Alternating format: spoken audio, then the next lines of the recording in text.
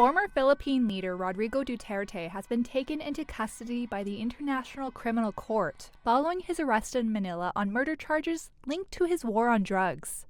That's according to a statement from the court, or ICC, on Wednesday. The 79-year-old arrived at Rotterdam Airport on a chartered plane and was transferred to a detention unit on the Dutch coast. He will be brought before an ICC judge in The Hague in the coming days for an initial appearance, the statement said.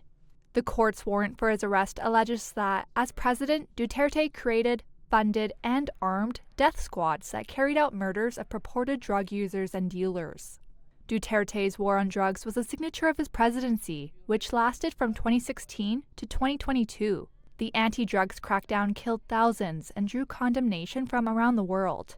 He could become the first Asian former head of state to go on trial at the ICC. Supporters and protesters gathered outside the court. We want him to be jailed. We want him to suffer, but he actually is lucky because he is experiencing the due process of law compared to the victims that they were just being shot and killed without any due process. They handed our president to foreigners. It's so shame. It's a shame. What they did was shameful. They brought shame to our country.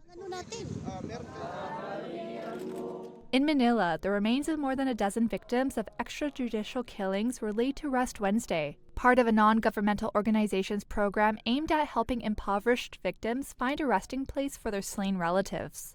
The 44-year-old son of Josephine Camendo, who was killed in 2016, was among the remains interred.